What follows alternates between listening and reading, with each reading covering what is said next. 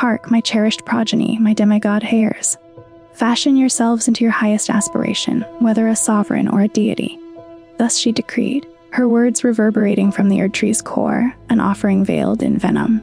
Yet, should your artistry fall short of becoming, you shall be cast aside, as sacrifices.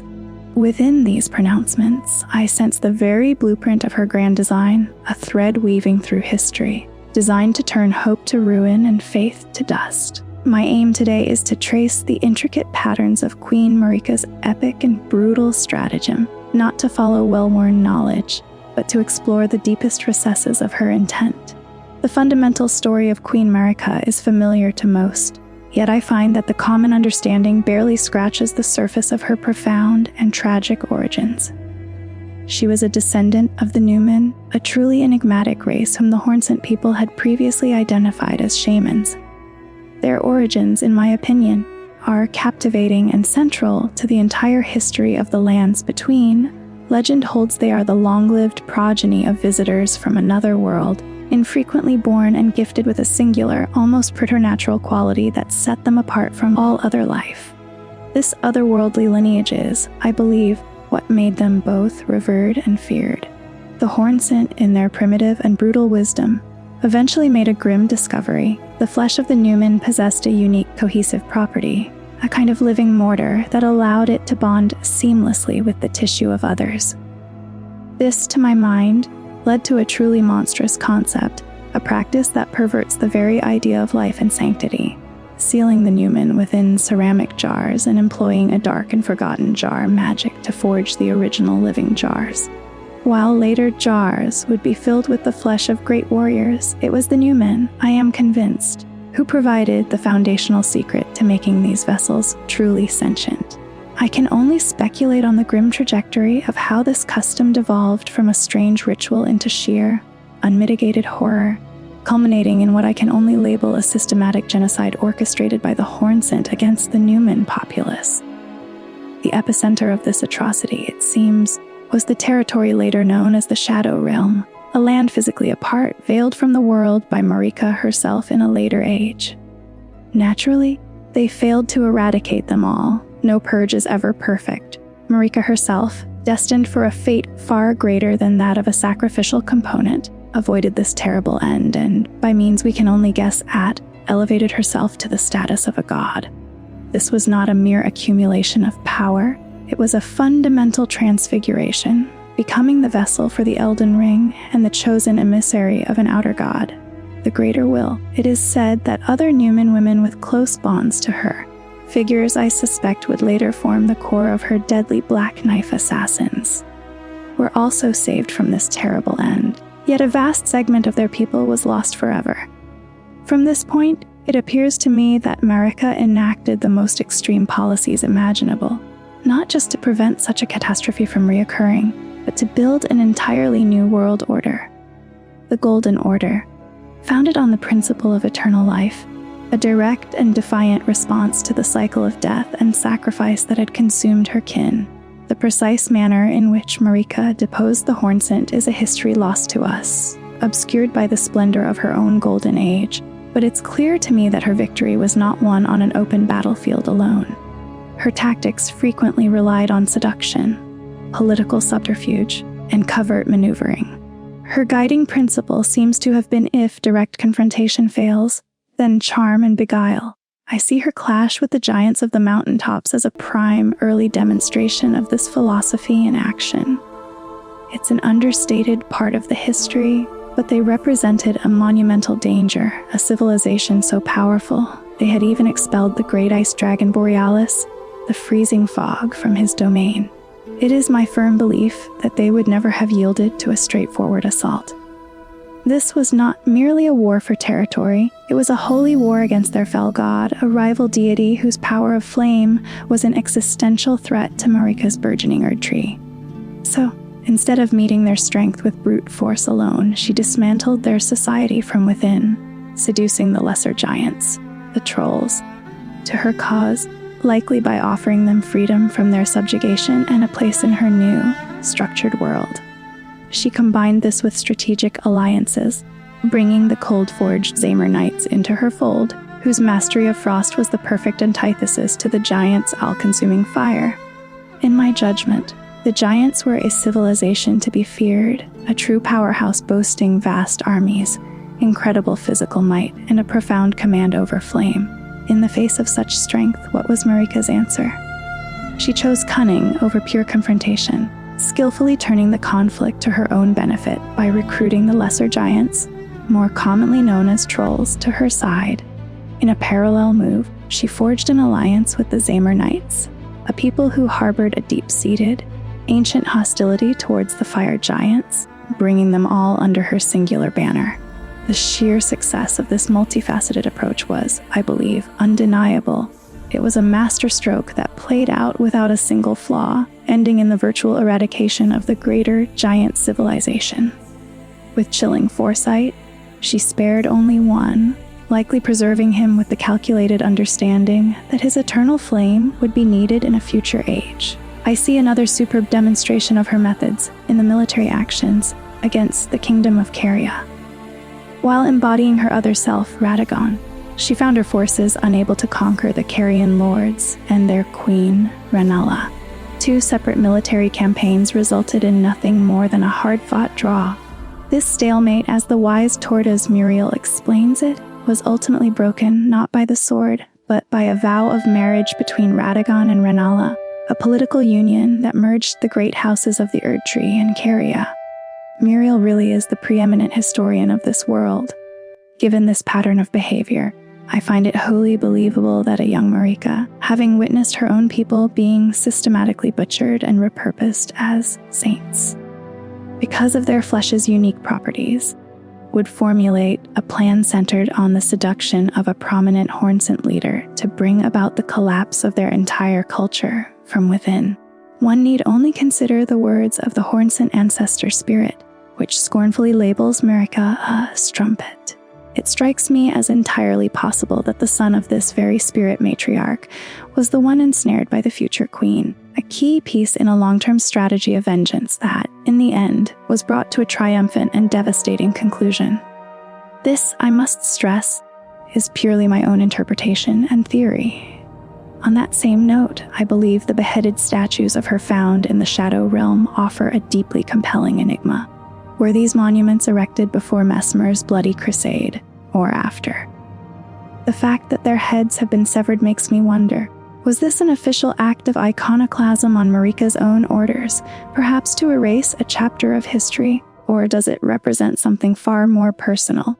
Could it be that Marika is loathed there for some older, unforgivable sin that predates even the Crusades? What other motive could explain such a deliberate act of desecration? For me, the evidence, circumstantial as it is, points back to the powerful possibility of her seduction and subsequent betrayal of the Hornsent people as a form of cosmic payback for the atrocities they committed against her kin. Of course, the entire framework of my argument hinges on the premise that the Newman were already being subjected to the horror of the jars prior to Marika's rebellion against the Hornsent. It is my firm belief that this so-called Saint Jar initiative was the primary catalyst for her subsequent actions against them. I feel this same cold pragmatism is later mirrored in her handling of the Omen. For me, this chain of events offers the most coherent narrative, even if the absolute truth is far more tangled and obscure. When the Hornsent accounts speak of Marika's treachery, it is our assumption that their version of history conveniently glosses over their own complicity in the slaughter of her people. Still, I can entertain a few other possibilities that complicate this picture. The first alternative, which I will label option A, considers the possibility that the Hornsent operated without a sense of malice, that from their cultural standpoint, they were committing no atrocity. In their view, they were performing a sacred rite, transforming the Newman into saints. One must take into account the inherent cruelty of the Hornsent faith.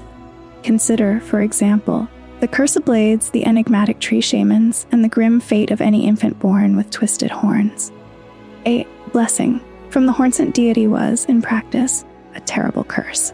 A second possibility, option B, proposes a different sequence of events.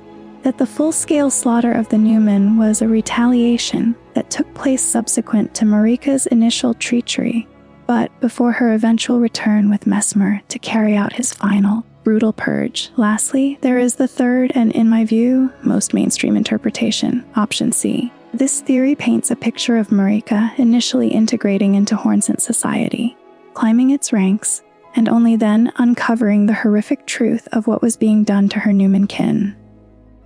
It was this discovery that ignited her vengeful spirit, leading to her eventual betrayal, her apotheosis into a goddess, and her campaign to methodically dismantle the Hornsent civilization, nearly erasing them from history. No doubt, other scenarios could be imagined, but it is here that we must move on to Marika's well-recorded military campaigns. Her project of conquest began with the Giants, who were the most formidable and ancient race in the lands, but her vision extended far beyond that initial conflict. Along with her consort Godfrey and their united armies of Zaemar Knights and the legions of the capital had completely crushed the fire giant race, she began the next phase of consolidating her absolute authority. Her strategic genius was already on display, having masterfully engineered a schism that pitted the trolls against their fire giant kin, a betrayal that I'm convinced sealed the giants' fate entirely. Following this victory, she condemned the sole survivor to an eternal watch, making him the warden of their imprisoned fell god. My interpretation of this act is twofold. Either she lacked the raw capacity to truly extinguish a divine entity, or she possessed the incredible foresight to know that its forbidden flame would one day be a necessary tool. Her consolidation of power was far from over. She still had to quell several insurrections. One such uprising was led by the enigmatic gloom-eyed queen, who commanded a fearsome legion of godskin apostles. After unleashing her shadowbound beast, Malekith, to crush this rebellion, Marika made the world-altering decision to seal the rune of death within the crumbling city of Farum Azula, thereby imposing a form of immortality upon the world.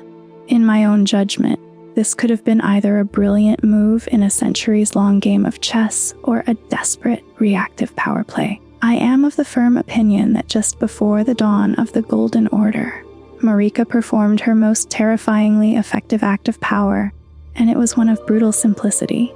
She loosed her most twisted son, Mesmer the Impaler, a figure who reminds me of a character like Daemon Targaryen, upon the Hornsent, tasking him with enacting her final vengeance for their crimes against her people.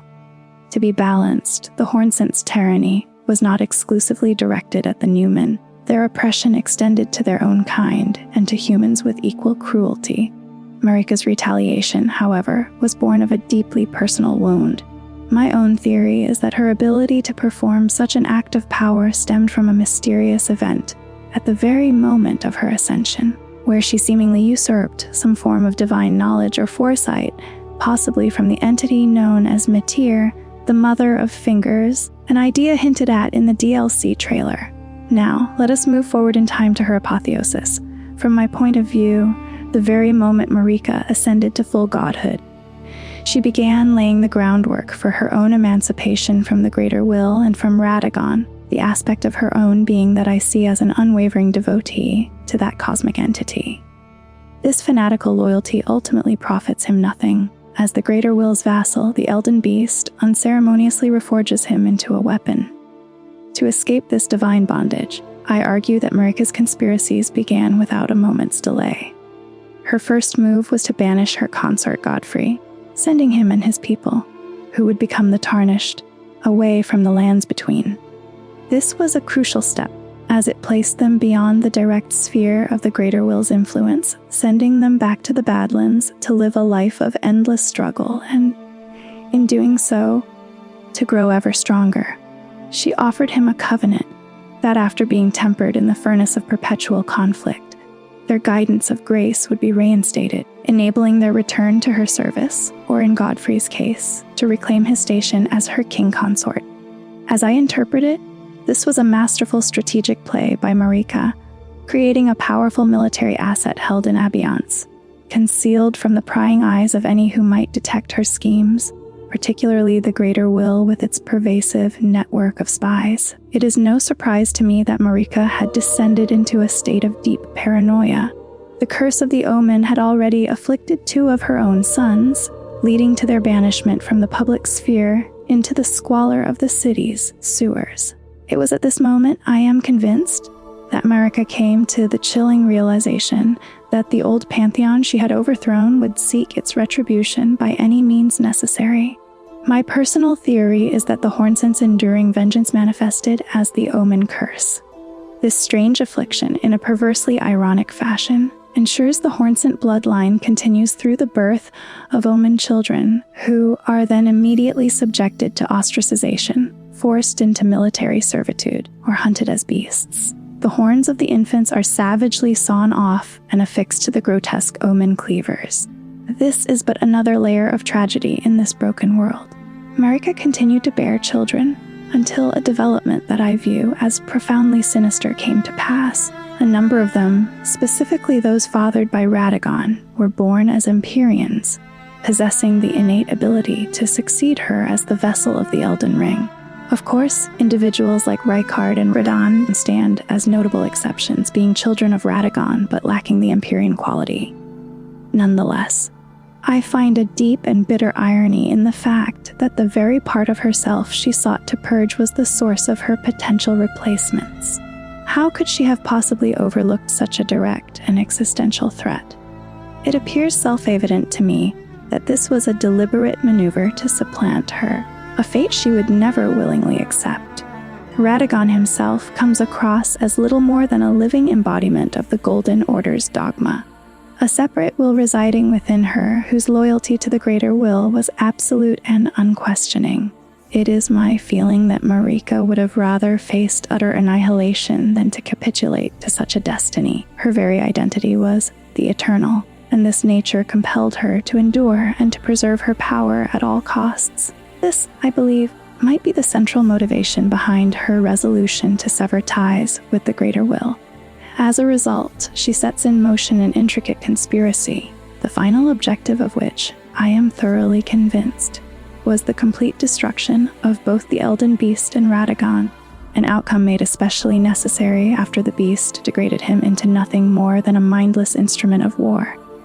Ultimately, my conclusion is that the central pillar of her grand strategy was the utter destruction of the Elden Beast and the final erasure of Radagon.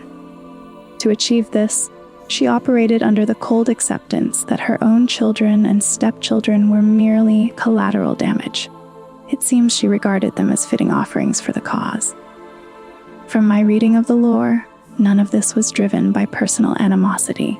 It was a pure calculation for survival, the consolidation of authority, and total liberation from her other self and his cosmic puppeteer.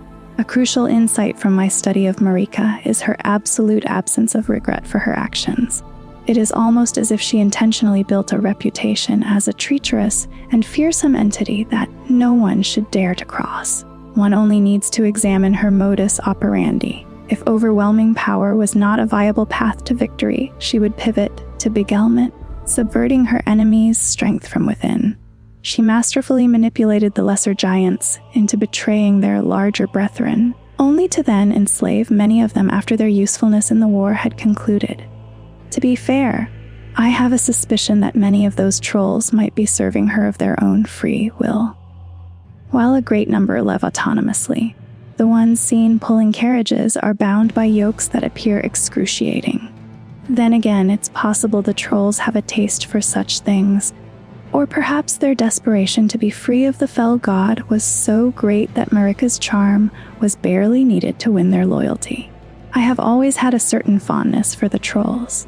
Her treatment of her own children was no less calculating.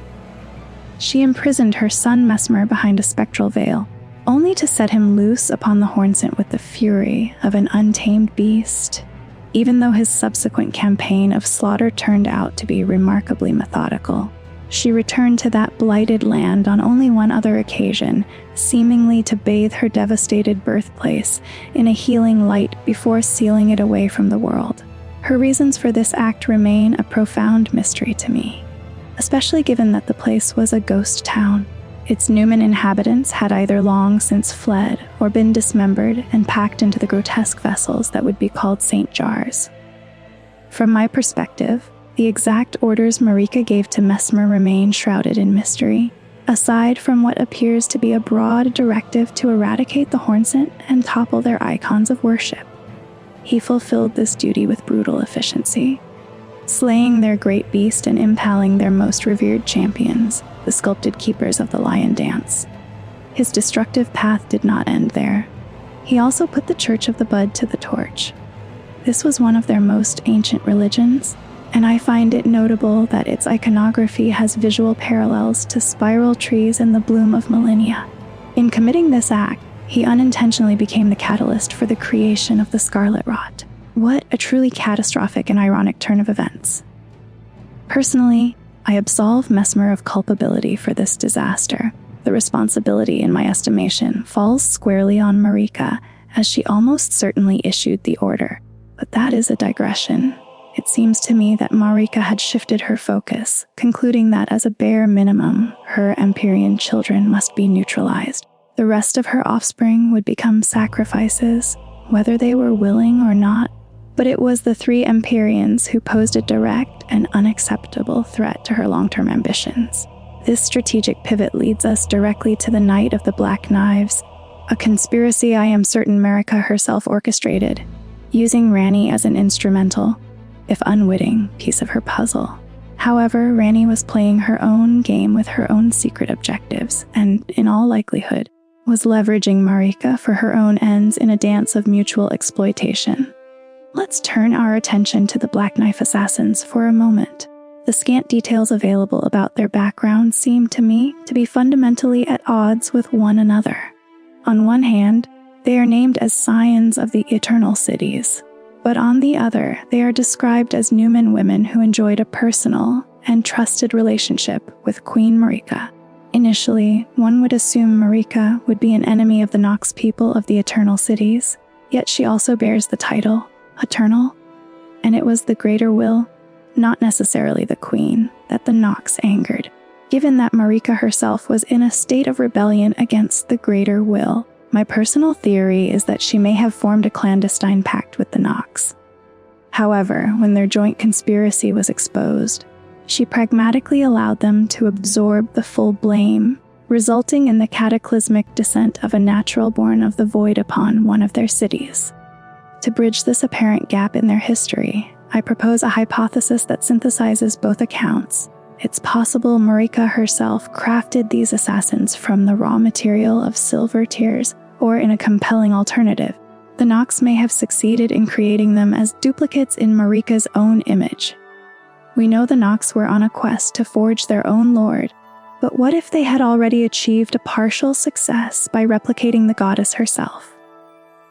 It is conceivable that Marika learned of these duplicates, seized them for her own purposes, and deployed them as her secret death squad, hidden in plain sight as her handmaidens. Such a scenario would elegantly resolve their conflicting identities as both Newman and products of the Eternal City.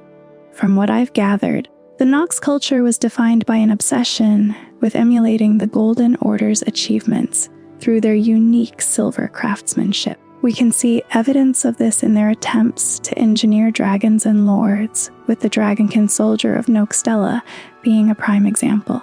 It is therefore not a great leap to imagine the Nox using their sciences to create Newman replicas, or even flawed copies of Marika herself. This process could have yielded duplicates who mirrored Marika in appearance, but were fundamentally imperfect, perhaps possessing the ashen skin that would suggest they were, in fact, mimic tears. I am aware that they bleed red blood in the game, a fact that contradicts this theory, but so do Loretta and other figures I believe to be albinorics. Consequently, I tend to view this as a simple concession to gameplay mechanics rather than a definitive piece of lore. My own personal interpretation of this lore leads me to a specific conclusion. It occurs to me that the reason their faces remain perpetually hidden beneath their gear might be directly linked to this idea. I am particularly drawn to the theory that they were imperfect clones of Marika, engineered by the Nox, whom the Queen then took and repurposed for her own ends. She had them instructed in a combat style that perfectly mirrors Millennia's, all to use them as the primary weapon in a conspiracy like the Knight of the Black Knives. I also consider it a stroke of genius that she adorned their armor with blue cloth, an act of subtle misdirection that casts suspicion upon the Carians. Since Ranni was, in fact, a co-conspirator, it was the perfect cover. As I see it, Marika masterfully arranged the entire affair so that she could feign ignorance and play the part of the bereaved mother. Naturally, Ranni's involvement was purely self-serving, driven by her singular goal of liberating herself from her Empyrean flesh. I sincerely doubt Marika wasted any time considering Ranni's private motivations. She likely understood Ranni had a personal reason for participating, but my theory is that Marika fully intended to double-cross her, possibly by having the assassins kill her once her part was played.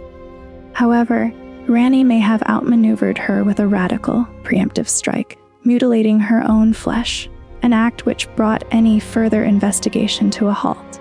The assassins failed to understand that at that exact instant, their counterparts were assassinating the soul of Godwyn, an act that, when combined with Ranni's ritual suicide, severed her from her body and transformed her into an immortal, spectral being. One could even argue that Marika anticipated this very outcome, which would explain why she apparently tasked the Black Knives with maintaining surveillance on Ranni's closest allies. It seems the assassins were aware that she had cheated True Death, but perhaps because her physical Empyrean form had been annihilated, they made the critical miscalculation of no longer viewing her as a direct threat to Marika's power. But Ranni, as is now clear, harbored her own colossal ambitions to usher in a new age under the power of the moon, which is a much larger story for another discussion. This leads me to the final assessment that while Ranni was undoubtedly betrayed by Marika, the betrayal was of little consequence to her. She had already accomplished her main goal, and in the process, had seen numerous other potential rivals and obstacles conveniently removed from the board. Following this, she simply vanished into the shadows to further her own intricate plans. Marika's agents, however, were not entirely convinced that Ranni was no longer a danger.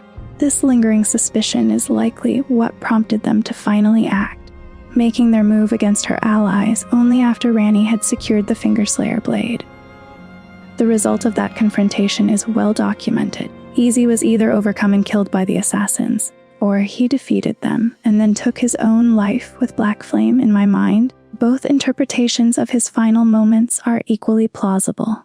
It's a bitter irony that Easy donned his mirror helm to guard against the gaze of the greater will, only to be ambushed by agents of Queen Marika herself. As for Blide, we know he weathered the initial assault from the assassins with ease, but he later suffered what can only be described as a complete psychological breakdown, becoming feral and forcing the player's hand to end his misery.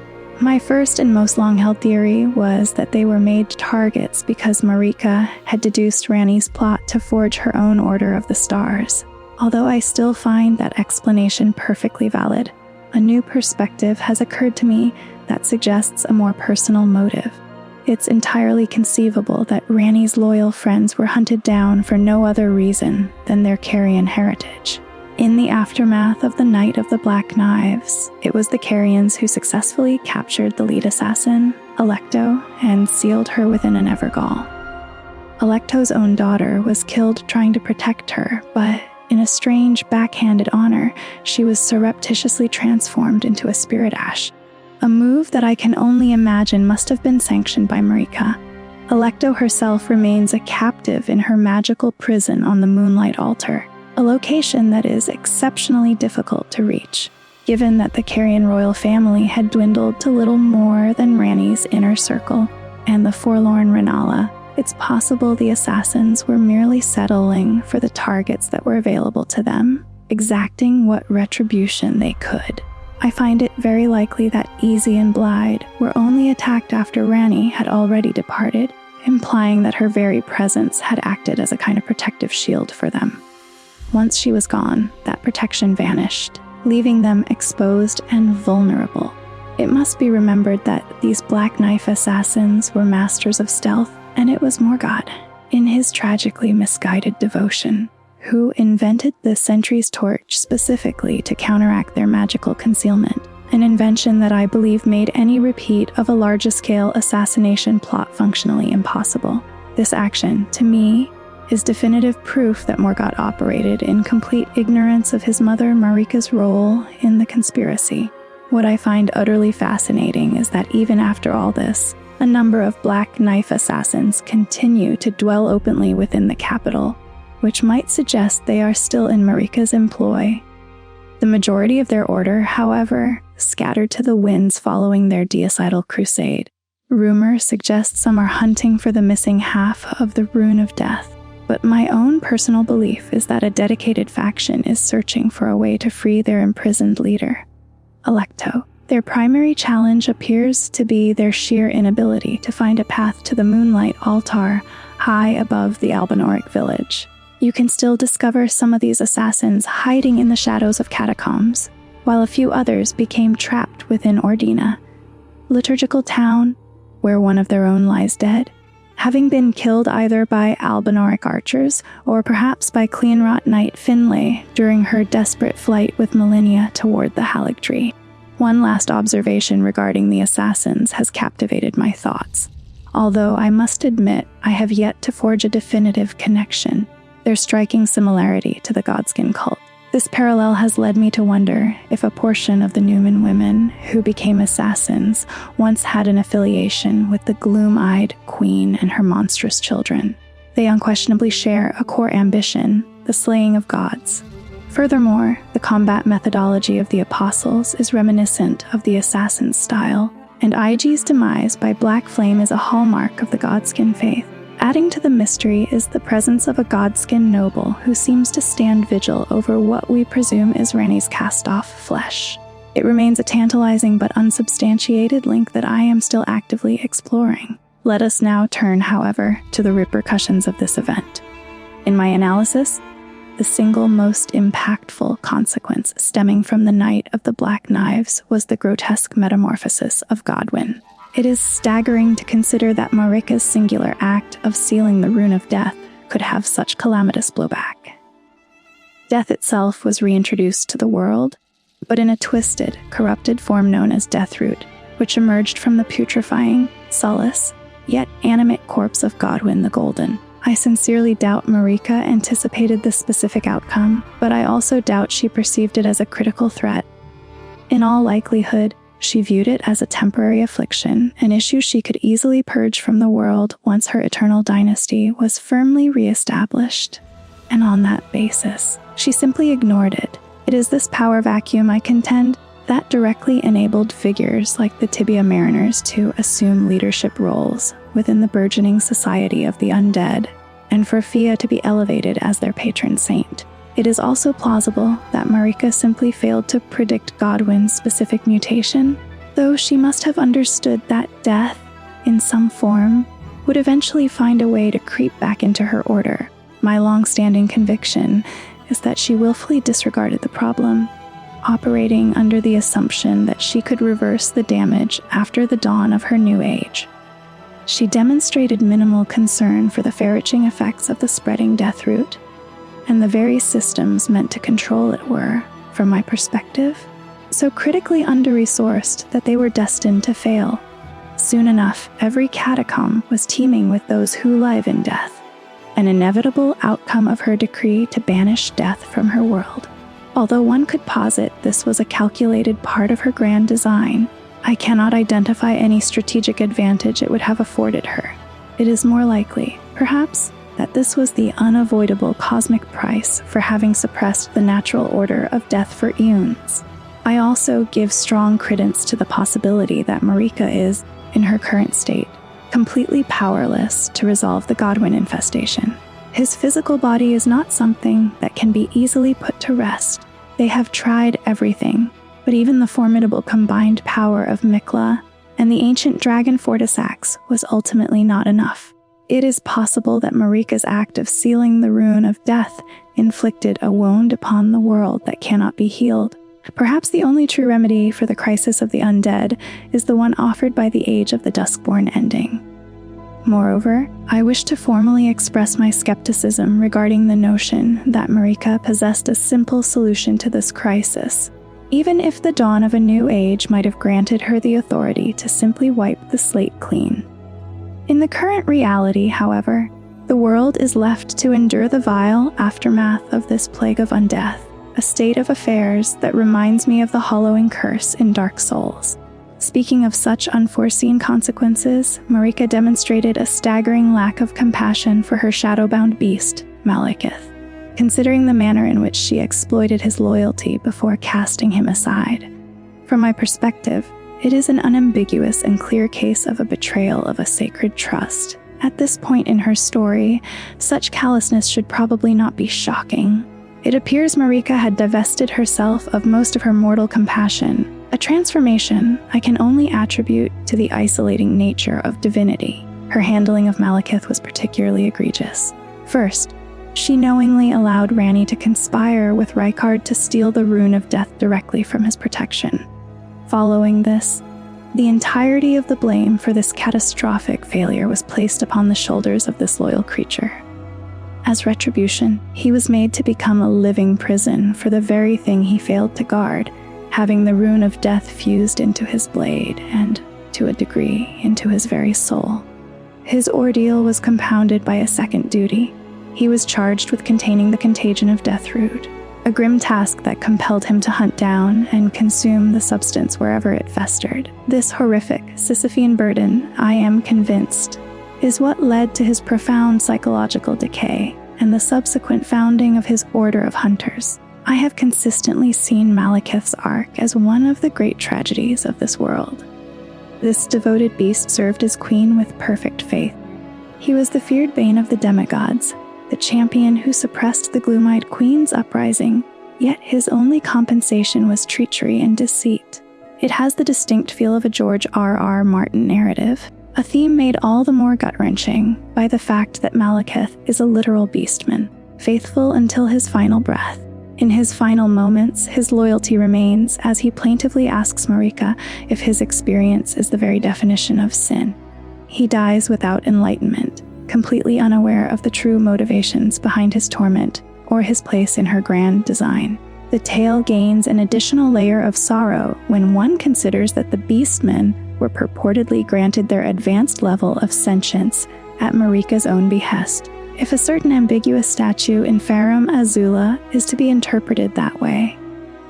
We are told their intelligence was a gift from the greater will, but the reason remains a mystery. Perhaps Marika simply wanted more capable servants. Whatever the cause, there was an age when these creatures did not possess the capacity to question the futility of their own existence, a fact that makes Malekith's suffering all the more profound. Humanity has a tendency to overlook the devotion of animals, yet Marika's manipulation of Malekith represents a uniquely egregious level of cruelty. She was intentionally and profoundly unkind to her loyal companion.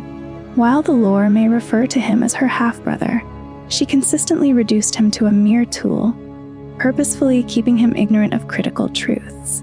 One need only contrast this with the dynamic between Ranni and Blythe. Their story is certainly its own form of tragedy, yet Ranni demonstrated what I can only interpret as true affection for her shadowbound compatriot. His ultimate fate caused her visible pain, and she openly professes her love for both him and IG, showing a capacity for empathy that I am convinced Marika, in her godhood, had long since lost. Upon further reflection, it's clear that Ranni acts as a kind of dark mirror to Marika. Both are master manipulators who operate outside the established order, and it strikes me that Ranni is the only one of the Empyreans who truly embodies the spirit of Marika's successor, even if it is in a manner that Marika would have never sanctioned. I am not at all surprised that Ranni's is among the most popular endings for the game. I recall that when the title first launched, her ending was the one most commonly achieved by players, surpassing even the standard conclusion. Though, I harbor a strong suspicion that for a significant number of players, the real prize was the iconic Moonlight Greatsword. But I am once again straying from the main topic. When considering whether Marika was pleased with the outcome of the Night of the Black Knives, I am deeply skeptical that she was. My belief is that she never intended for the assassins to wipe out all of the demigods, as she had broader designs for them in the coming Shattering. But I am certain she was hoping for a more decisive result. I am thoroughly convinced that her non-negotiable primary objective was the complete elimination of all 3 Empyreans. She was fully cognizant that Ranni was still scheming, which is almost certainly the reason her assassins were tasked with keeping a close watch on Ranni's allies, waiting for the perfect moment to intervene and sabotage her plans. Within this framework, it appears to me that the Black Knife assassins operated as Queen Marika's personal enforcers, fulfilling a role analogous to the one the Knights Cavalry played for Morgoth. Their main objective became the disruption of Ranni's ambitions, as her ethereal form made her exceptionally difficult to kill through normal means. Short of employing the world-ending frenzied flame, which no sane person would want to unleash, she was untouchable. So while Ranni's spirit itself remained safe from them, they could still work to undermine her goals. As for the other remaining Empyrean Malenia, she represented a different kind of problem. She was a ticking time bomb, a walking calamity. If Malenia were to achieve her 3rd bloom, it's highly probable that Marika would have to face a rival goddess. Yet, even without that eventuality, Malenia was in service to the one I regard as Marika's most significant challenger, Mikla. But perhaps I am getting ahead of the narrative. It is conceivable that Marika accounted for all of this when she orchestrated the return of the Tarnished for the specific purpose of culling the demigods. This particular line of thought makes a great deal of sense to me. It is entirely plausible that Marika genuinely wished for Godfrey to be her consort once more, viewing him as the most powerful of all warriors. And maybe she even retained some measure of affection for him, though this is a highly debatable point. My own personal take is that she had grown indifferent to the specific person who would become her lord. Her only criterion was that they possessed the strength to finally reach her throne. Mikla, I would contend, represented the most potent threat among all her potential successors. His cunning was already proven when he neutralized her assassins using the intricate trap at Ordina Liturgical Town. Following this, he engineered his own abduction by Mog, one of Marika's more fanatical offspring, who was deep in the throes of establishing his own dynasty with the patronage of his blood star. She certainly did not part ways with Mikla on amicable terms, although I have a strong feeling that she saw through his ruse and understood his true intentions when he allowed Mog to capture him. I do not think she was ever concerned about a potential Age of Blood. I believe she knew Mikla was merely using Mog as a pawn to gain access to the Shadow Realm and ultimately usurp her own title as the Eternal God. This very topic is broached by Gideon Ofner, the so-called All-Knowing. Upon learning of Mikla's cocoon, his immediate counsel is that its destruction is the most prudent path, and while Gideon meets a coward's end, in my opinion due to a fundamental misreading of Marika's true will, he does occasionally provide some valuable nuggets of wisdom. He muses that the Queen's sorrow over Mikla's abduction was justified. The surface-level reading of this is, of course, her sadness over her young son being kidnapped. I, however, am far more inclined to believe her grief was not that of a mother, but the bitter frustration of a master schemer realizing that her opponent's plan was succeeding and that he was now tantalizingly beyond her grasp. For Marika, that must have been a bitter pill to swallow. Her complex plot of assassination had proven ineffective against the one child she probably viewed as her most formidable opponent, largely due to his supernatural ability to inspire loyalty and devotion. It is this failure, I argue, that was the true source of her sorrow, a feeling likely compounded by her own imprisonment within the Erd Tree by Radagon not long after she shattered the Elden Ring. In the final analysis, her most formidable enemy was herself, or more specifically, a repressed shadow self that was born after she endured the trauma of her people's fate.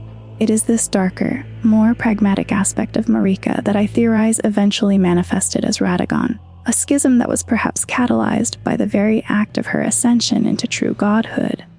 My own proposition is that specific, long-repressed aspects of Marika's character eventually coalesced to form a distinct personality. A shadow self that, though initially dormant, gained strength and eventually its own independent consciousness. Over the ages, these two halves of a single divine vessel became locked in a state of perpetual internal war, each vying for ultimate control. It is for this reason, I contend, that Marika initiated the radical, desperate gambit of shattering the Elden Ring, setting events in motion so that a tarnished champion would one day arrive to destroy the Elden Beast, the literal incarnation of cosmic order. It is possible the Elden Beast's own influence over Radagon was the very catalyst for their conflict, but this, as ever, is my own personal speculation concerning her final objective and in direct opposition to Gideon's flawed interpretation. I am certain that Marika never intended for the Tarnished to be locked in a perpetual, meaningless conflict. She had a sincere desire for a lord to rule by her side, ideally a warrior with the stature of Godfrey. Ultimately, however, when it came to the actual selection, she appeared to be unconcerned with which individual Tarnished claimed the throne, a fact made clear when she invested the misbegotten blacksmith Hugh with the holy duty of forging a weapon capable of killing a god. When you consider it, Hugh's destiny was a direct echo of the last fire giants, as both were made immortal prisoners bound by a sacred, long-term duty because she foresaw a future where they would be needed.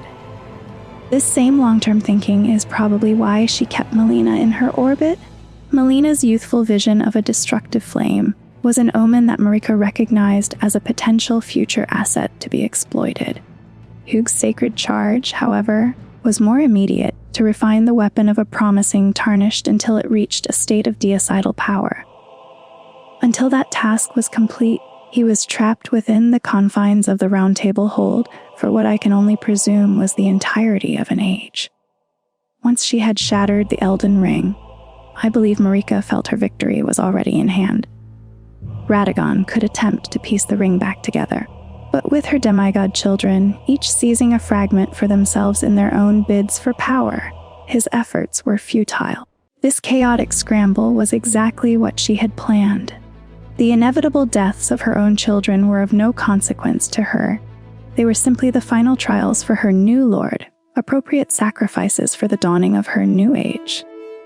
Her goal was to initiate a new beginning, and in this grand design, only two beings possessed the power to completely derail her ambitions, Ranni and the chaotic entity called Shabriri. That said, in my personal opinion, the most profound poetic justice against her would be to achieve the Dung Eater's ending, which would reshape the world into a magnified reflection of the Hornsent's curse, forcing her to reign as the eternal goddess of a newly defiled order.